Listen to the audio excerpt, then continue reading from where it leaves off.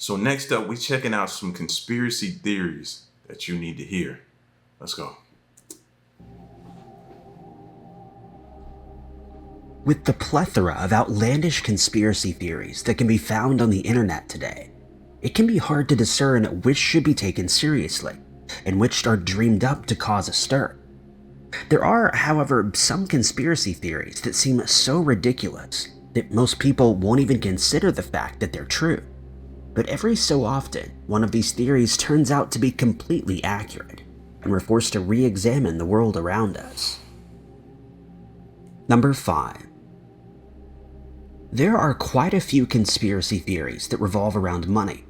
From people who think that tracking chips have been implanted into bills to keep track of our locations, to those who think certain symbols— Wait. Am I the only person just finding this out? Tracking chips in the bills? No, bro. They taking it too far now. on banknotes They've been taking it too far, but this is ridiculous. and at a world order that organizes and directs important events that happen all around the world, shaping it to their will. But there's one conspiracy theory that most people would not even give the time of day to. The idea that metal detectors can tell how much cash you're carrying on you at any given time. This conspiracy theory didn't gain much traction, since it wasn't immediately clear what this kind of technology could be used for. Firstly, knowing how much money is in someone's wallet doesn't put them at any kind of disadvantage, unless the culprit is looking for an easy target to rob. But this seems highly unlikely, since the governments of the world have better things to do with their time than look for civilians to rob. Secondly, this very conspiracy theory was once featured on the famous science fiction series The X-Files. And while the show was enormously popular, it was never taken too seriously. And any conspiracy theory that's featured on a fictional show about extraterrestrials is bound to be dismissed rather quickly. Lastly, the theory suggests that the cash in your pocket can be counted by metal detectors that pick up the magnetic security strip that can be found in all banknotes. But these strips are actually made of plastic, and so a metal detector would have little success in picking them up. But now it seems this— Now, we did watch that show. Remember back in the day, if you've been rocking with me on this channel, we used to watch this show where they be tracking people who be trying to smuggle things in and different contraband in different countries and stuff like that. I forgot the name of it, but they be at the board, different places, borders and stuff like that. And they do stop people carrying a lot of cash to ask them. And if they don't have a legit or valid excuse, they take it from them and hold it till they can prove what their intention for it is or where did they get it from. So I get it from that standpoint, security-wise. Theory may hold more water than previously thought, since there's proof that something very similar is going on, and that the government may just be able to tell whether you have a bundle of notes in your purse or wallet. But it does not center on the magnetic strips contained in notes. Rather, it relies on the ink that's used to print the bills, and can be used by law enforcement agencies to identify criminals from some distance away. Not many people know that the ink on bills isn't just there to tell you which bill you're holding, but that it has another surprising function. When you use a vending machine, it's able to tell which bill you've inserted by recognizing the magnetic ink used to print it. But again, what possible use could this be to any government? Using a vending machine is far from being a crime, and it's hardly the type of information that they would find useful. But now, 2 physicists have made the surprising discovery that could prove that the government has been counting your money all along. Christopher Fuller and Antao Chen from the University of Washington have discovered that if you carry a large enough amount of bill notes, anyone with a handheld metal detector could figure out just how much cash you're carrying, since the magnetic ink could cause it to react.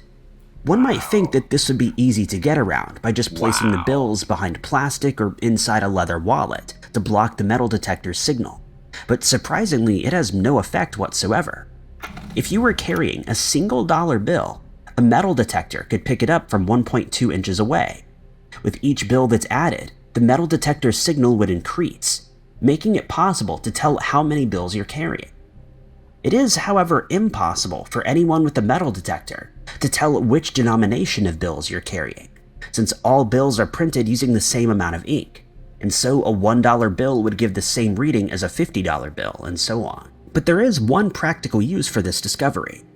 Law enforcement agencies could scan passengers at airports, bus terminals, and railway stations to detect large amounts of money being smuggled by criminals, giving them a chance to recover the cash before it reaches the intended destination. But at the moment, this discovery is still in its infancy, and it will take some time and more research before it can be applied practically. Yeah, on that show we watched, they just search you, and if they come across the cash, that's why me hearing about this is something brand new to me. You know what I mean? Before they just check you, if they come across wads of cash, they ask you where it come from, they do background checks on it, your bank account, where you're going, ask you all kind of questions, and if it don't line up, they keep it. And you got to figure out another way to come back and get that. You got to show proof. So this is taking it to a whole nother level, though. Number 4. Another topic that has seen many conspiracy theories is that of the weather. Many people believe that the global crisis of climate change is a scheme that's been thought up by those who have invested heavily in green renewable energy companies. If it's ever proven that climate change doesn't actually exist, these investors and the companies that they're invested in stand to lose an inordinate amount of money. And so, according to conspiracy theorists, scientists are being bribed to confirm the existence of global warming so that the cash can keep rolling in. Then there's the chemtrails conspiracy theory that's been making the rounds for some time now. The idea here is that the governments of the world are spraying chemicals into the air with the aim of controlling the weather and our minds.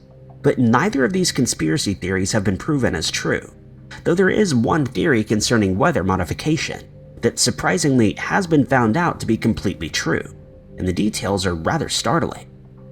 The conspiracy theory claims that some governments have the ability to control the weather, but it wasn't taken seriously for a long time, since people couldn't find a reason for them to do so. But it turns out that this has been done since at least the 1960s, though the idea was proposed as far back as 1872. Rumors that a military operation called Operation Popeye were carried out during the Vietnam War were quickly denied by the US government, stating that they had never manipulated the weather. That don't surprise us anymore, though. You know what I mean? Them denying things? Nah, that don't surprise us at all. But evidence to the contrary would soon surface. The theory was that the US military had somehow managed to seed clouds over a 5-year period in an effort to extend the monsoon season in Vietnam while the war was ongoing. But these claims seemed so ridiculous that most people paid them little mind. Soon, though, civilians and news outlets started reporting on the matter in declassified documentation containing data related to weather manipulation. At first, the government remained adamant that this had never taken place, but as more people came forward to confirm these claims, they were forced to fess up. The concept of cloud seeding may seem ridiculous to most people, but the reality is that it was first discovered around 1949 by Vincent Schaefer, a chemist who was employed by General Electric. Schaefer discovered that clouds could be forced to produce rain with the use of dry ice, and he was the first person to successfully complete the process when he managed to... A lot of people would be like, well, why do that? He just told you. They're invested in it. They have companies. These companies profit during those bad times, during those catastrophic events that the weather, man, oh my God. Bro, do you see how this stuff is? It'll literally make you just, I told you my trust levels now, I barely have much trust to give any. You know what I mean? So if I give it out, take it and value it, because I don't have much trust to give.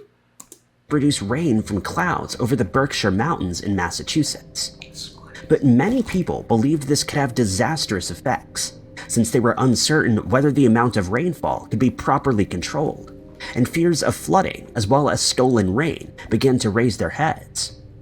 Little did they know that this discovery would be used to influence a war.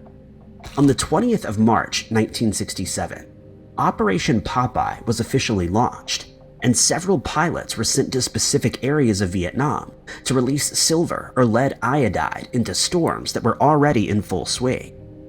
This would cause the existing clouds to produce even more rain, which is significant since Vietnam already sees massive amounts of precipitation during its monsoon season every year. The goal of Operation Popeye was to cause landslides along roadways used by the Vietnam military, seriously hindering their rate of progress. There was also the chance that certain strategically important roadways and bridges would be completely ruined or washed away, and they would have to have them rebuilt, which is a very timely activity. Furthermore, road surfaces that hadn't been washed away or destroyed would become much softer, making it hard for heavy military vehicles to traverse the terrain easily, and in some cases they would become stuck and the enemy would become an easy target. Strangely, there's no law prohibiting any country from manipulating the weather during a war, but there are many officials who are heavily set against it. Operation Popeye... Yeah, from a war standpoint, it's genius. I get it. That tactic, genius. They would have never saw that coming. But this is the problem when you do stuff like this. You don't know the long-term ramifications of it. What can this mean long-term? And then when it gets out to other people, you do realize that can come back on you, right?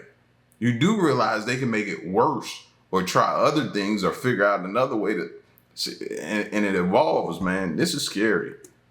Was deemed to be a success during the Vietnam War, since it disrupted the enemy by flooding communication lines and hampering their progress. But many doubted that it had any additional effect on the already extreme weather in the country.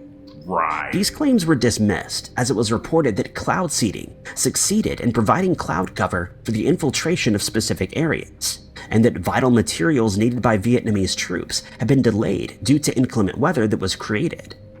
A study has since been launched to figure out just how much additional rain fell during the war, but these results have not been made public just yet. Number 3. And before we get, so y'all still think they not up there doing something or manufacturing the weather? You don't think so? Think about who stands the game, what they stand the game from all of that. Okay, continue to walk around blind.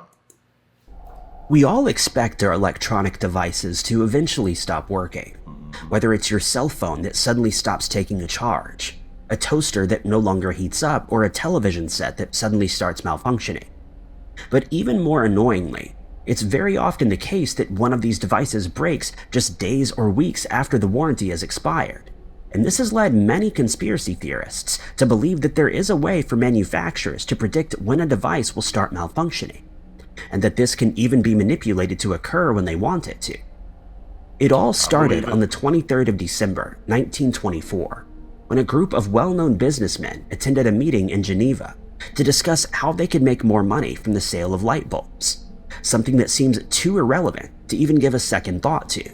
But the result was staggering. Representatives of Osram, Philips, and General Electric were present at the meeting, and it resulted in the creation of a group called the Phoebus Cartel, whose aim was to drastically shorten the life of the light bulbs that we use in our homes, businesses, and in Christmas decorations. At the time, a standard pear-shaped light bulb would last for around 1,500 to 2,000 hours. But by the following year, these had been manipulated to only last around 1,000 hours. The members of the Phoebus Cartel justified this change by claiming that their light bulbs were more efficient, burned much brighter, and that they were of a better quality than those that were being used before.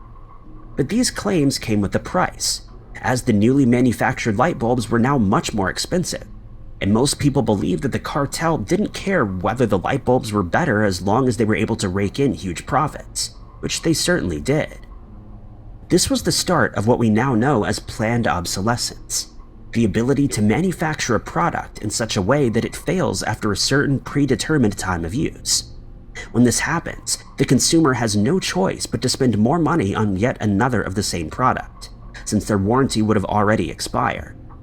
This is the epitome of the popular saying, "They don't make them like they used to."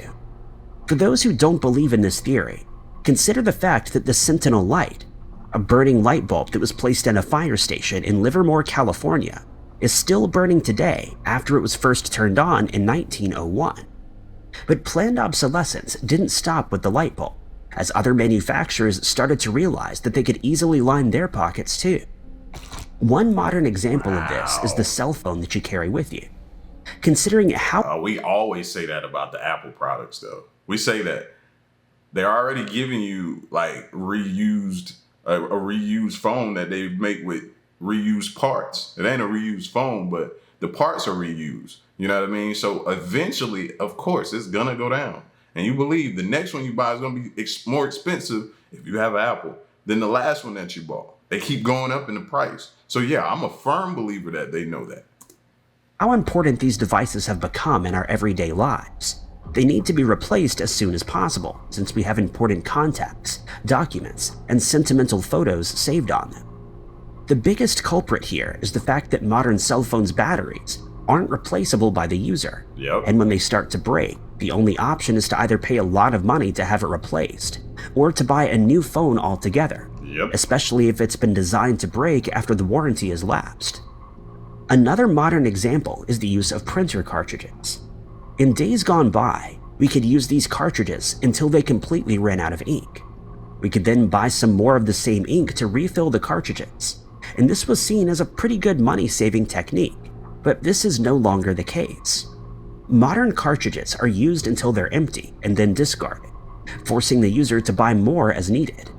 This may seem innocent enough, until it came to light that these cartridges are designed to stop working before the ink runs out, thanks to light sensors and microchips that they contain. This is not only incredibly wasteful, but forces customers to fork out more money for a new product that could easily have been reused. It's also seen as very unfair to those who are unable to afford a new product when the old is intentionally manufactured to fail after a certain period. Some manufacturers justify this by claiming that planned obsolescence benefits the customer as well. One example of this is that children grow out of their clothing as they age, and that they wouldn't be of much use after a certain period anyway. It's sickening to think how much money could be saved if planned obsolescence never came to be, but it's something. What about, how does that even compare though? That made no sense to me whatsoever. A kid growing up out of his clothes is different than me screwing in a light bulb or my cell phone. I wouldn't change phones every year. I could keep this phone for however many years. I'm not that type of person that gotta have a brand new phone every time one drops, even though mine isn't working. No.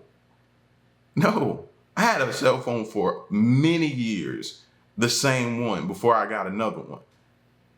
That's bogus. That's bogus. I can't even believe he said that. Thing that isn't going away anytime soon, since there's just too much profit to be made. Wow. Number 2. If you were to be approached by someone who told you that they're certain that they're being followed and watched by the FBI or any other government agency, the chances are you would dismiss their claims immediately, since it sounds just a little too paranoid to be healthy. It would seem even more improbable if this was a claim made by a famous celebrity or a well-known author, since their lives are already in the spotlight, and one would assume that there isn't much more to learn. But you'd be dead wrong. The famous writer Ernest Hemingway had 2 major fears during the latter part of his life. Really? He'd written 2 literary works that are still hailed as masterpieces today, namely For Whom the Bell Tolls and The Sun Also Rises. But this came with an added fear. He was worried that he would never be able to complete another book that matched these 2. But at the same time, he didn't believe that a writer could ever truly retire. And so he was stuck in a catch-22 situation that he couldn't come to terms with, since everyone around him wanted to know when his next piece would be published. He compared his situation to that of a professional athlete, stating that when an athlete starts to age, his body will eventually be unable to perform the tasks that are expected of him, and so it's expected that he'll retire soon. But for a writer, there's no such expectation, since his age shouldn't have any major effect on his ability to produce literary works. But if he isn't able to match his previous works, he's seen as a failure. His second fear was far more sinister, and at first seemed completely unfounded. He became convinced that he was being watched by agents from the FBI, and at times it would force him to adopt a hermetic lifestyle. In 1959, Hemingway revealed these thoughts to those around him after he became convinced that his house and car had been bugged by agents who were listening to his conversations and tracking him wherever he went. On one occasion, in 1959, Hemingway and a couple of friends of his named Forrest McMullen and Aaron Hotchner had planned to go pheasant hunting as they were in the habit of doing. But when his companions arrived at his house in Idaho, they found that he was barely recognizable. The notion that he was being watched had taken a serious toll on his physical and mental well-being. Stress. And he kept referring to the feds, who he claimed to be responsible. His two friends would later recall that he looked like a deranged man who was being haunted by various demons. He stated that his mail was being intercepted and read, and he couldn't use his own car and was forced to borrow another, since he was certain that his had been bugged. He was even unwilling to take any phone calls for fear that his conversations were being recorded. McMullen and Hotchner stated that he ranted about this for hours on end before suddenly going completely silent, only to start speaking about it again a few minutes later, and it had become obvious that he was seriously troubled. Later, they decided to go out to a restaurant for dinner, but this was also marred by Hemingway's paranoia, as he asked his companions if they could leave early, since he was convinced that two men sitting nearby were actually agents that were listening to their conversations. His wife, Mary, would then confide in his friends that she'd grown seriously worried about her husband's mental state and that she didn't know how to help him or how to deal with it anymore. Less than a month later, Hemingway was admitted to a psychiatric hospital in Minnesota under an assumed name, but the treatment that he received there only worsened his condition. It seemed a tragic and avoidable end to the prolific author's life, but it would be revealed in 1984 that his fears weren't as outlandish as everyone had assumed. Thanks to the Freedom of Information Act, FBI files were uncovered containing information about Hemingway during the Second World War. During this time, he was asked with keeping tabs on Spanish citizens in Cuba who were thought to be connected to the Franco government. He worked with a network of spies who followed specific people around, but some members of the FBI were doubtful of his abilities, and so they didn't take this work very seriously.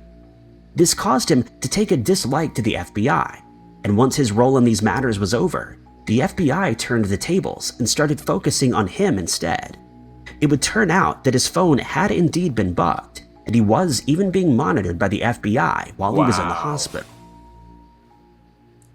And then he was put in a psychiatric ward and given medication which made him worse, and they allowed this to happen knowing they were really watching him and tapping his phone and listening in on his calls and probably sifting through his mail and following him. Knowing that, they still allowed this to take place on him. That's crazy. I'm telling y'all, man, believe people, bro. It don't matter how outlandish it may sound. Listen to them, man. Believe them, bro. Just don't have them committed unless you thoroughly checked and researched and made sure. I wonder if he ever told his wife what he was into. I wonder. Because I'm pretty sure if he told her, because he probably didn't, and she knew, she probably wouldn't have had him committed. She'd probably believed him. Number 1.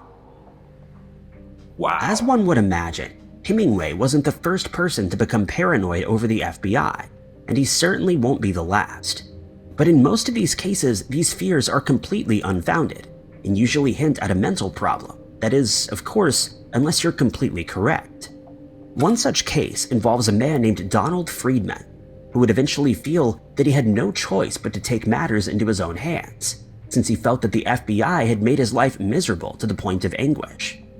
It should be noted that his reaction was rather extreme, but this illustrates the damage that had been done to his mental state, whether his suspicions were unfounded or not, and it all came to a head on the 30th of January, 2003. On this day, Friedman traveled to the FBI offices in California, where he produced a handwritten letter which he then handed to an office clerk. To his amazement, the clerk found that the letter was full of threats against the FBI, and he realized that this was a serious matter indeed. In the letter, Friedman stated that he had entered the FBI offices with one singular goal in mind: to extract information that had been gathered on him from one of their agents by any means necessary, a statement that would not be taken very lightly by any government agency. To make matters even worse, the letter read that he intended to get the information he was looking for on that same day, and if he wasn't successful, he would force it out of one of their agents. He explained that he had become aware of serious crimes that had been committed by the FBI against him and members of his family, and he could no longer allow this to continue. Furthermore, he intended to punish whichever agent he extracted the information from, since they would have been involved in the crimes that had been committed against him. Needless to say, Friedman was taken into custody immediately, I bet. since it's a federal crime to make threats against a government agency or its employees. But what were the crimes he was accusing the I was about to say, now they want to know what you know. They need to know if it's real or not. Then they gonna proceed from there. FBI of? First, he believed that they developed a type of electromagnetic device that could be pointed at an individual and fired, causing them great discomfort. In Friedman's case, he claimed that when one of these devices was pointed at him in 1991, his shoes started to melt off his feet. He added that a similar, if not the same device, had been aimed and fired at his father, and this caused him to develop prostate cancer, which later caused him to lose his life. Before his trial started, Friedman insisted that he was sane and fit to proceed, but he was examined by a government-selected psychiatrist who very quickly returned a diagnosis that he was schizophrenic and was unfit to carry on with the trial. Outraged by this decision, Think about it again, though. Who stands to win from a device like that? You already know the answer. he demanded to be examined by a doctor of his choosing, but this didn't have the desired outcome, as the physician also determined that he was unfit to stand trial, stating that he was clearly psychotic and that he was suffering from paranoid schizophrenia.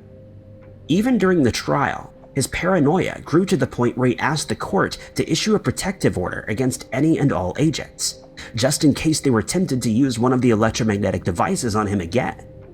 When Friedman produced the shoes, which he claimed had been melted off of his feet, they were found to have merely been worn down by everyday use, mostly in the healed area. He filed a request for information on the microwave auditory effect, citing the Freedom of Information Act, and the results were startling. It was then revealed that research had been carried out with the aim of developing a device that could be fired at an individual, causing them to become disoriented due to overheating. Even more disconcerting was the revelation that these devices could be developed to fire spoken words into someone's head, and it would only be audible to them. Tests had been carried out successfully by this point, and it seemed that Friedman wasn't as crazy as everyone had imagined. But there was no proof that these devices were ever used to alter his behavior, and he was ultimately found unfit to stand trial. The truth has been revealed, but this only gave rise to further conspiracy theories. Many people claim that since this technology was available decades ago, it's surely been developed much further by now. Absolutely. And that there's no telling what it could be used for today. Thank you, guys. See, man, this is the type of stuff, bro. And then you hear these stories about people talking about they were in the woods and they came up to something or someone, and then it spoke to them cerebrally, and they couldn't move, and they were kind of paralyzed, and their body and their limb. You hear this stuff, and it sounds crazy to you that you be quick to dismiss it. Don't, man. Don't. We don't know everything, but we know they got some stuff that we don't know about. Listen, man, y'all let me know what you thought about these conspiracy theories, man. Whew. This was a good one. Till next one, I'm gone.